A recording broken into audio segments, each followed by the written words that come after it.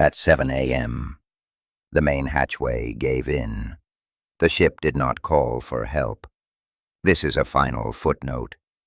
On November 10, 1975, the SS Edmund Fitzgerald sinking vanished from Lake Superior without a distress signal, without an explosion, and without time for anyone nearby to understand what had happened. One moment, she was moving through heavy seas. The next, she was no longer on radar. The Edmund Fitzgerald was not small, and she was not obsolete. At 729 feet long, she was the largest ship on the Great Lakes when she launched. She was designed specifically to carry taconite iron ore, dense, unforgiving cargo that left little margin for error if water entered the hull. She had sailed Lake Superior before. So had her crew. The storm that night was severe, but it was not unexpected. Weather forecasts were received. Barometric pressure was dropping. Wind speeds were climbing steadily. No one was surprised by the conditions. Earlier that evening, the Fitzgerald radioed the Arthur M. Anderson, another freighter navigating the same storm. The message was not dramatic. They reported two issues. They had taken on water, and they had lost both radar units. Losing radar on Lake Superior in heavy weather does not stop a ship, but it blinds it.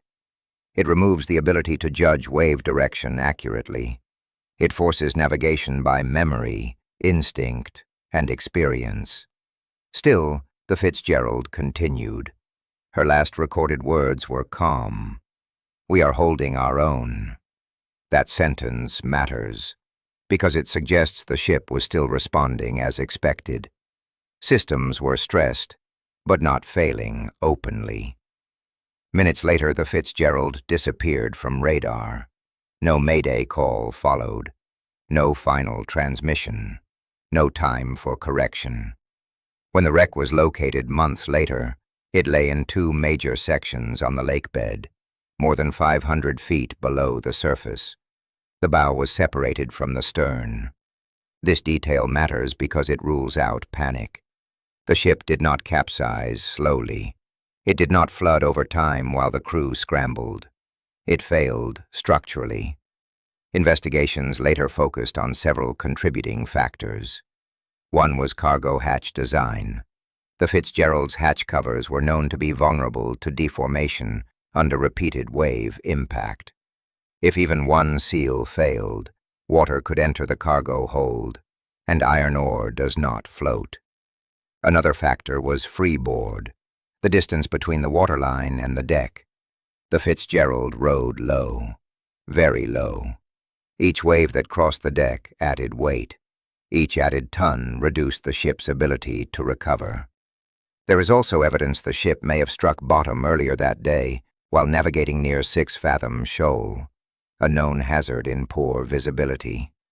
Damage from grounding would not have caused immediate failure. It would have weakened the structure quietly.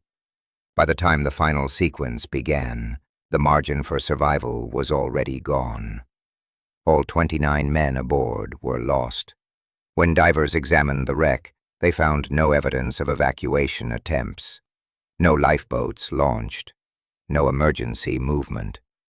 The crew was likely still at their stations, not because they were unaware, but because large ships do not fail in ways crews can outrun.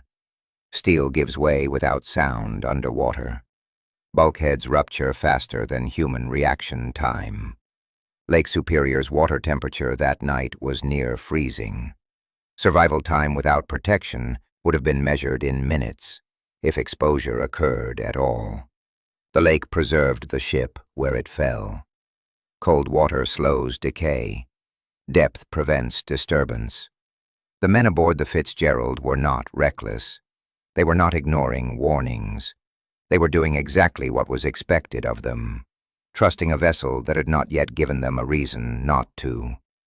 In the aftermath, explanations were offered. Structural failure, rogue waves, design limitations, weather miscalculation. Each explanation contains truth. None of them explain the silence. Because silence is what happens when failure occurs faster than recognition. The Edmund Fitzgerald did not sink because of one dramatic mistake. She sank because the system held together just long enough to convince everyone aboard that it still would. Steel does not announce when it has reached its limit, and water does not rush in violently at first. It waits. Lake Superior kept the ship intact enough to preserve the moment the ending arrived. History remembers the ship's name. It remembers the storm. It remembers the song. What it struggles to sit with is how competence, experience, and preparation can still run out of time.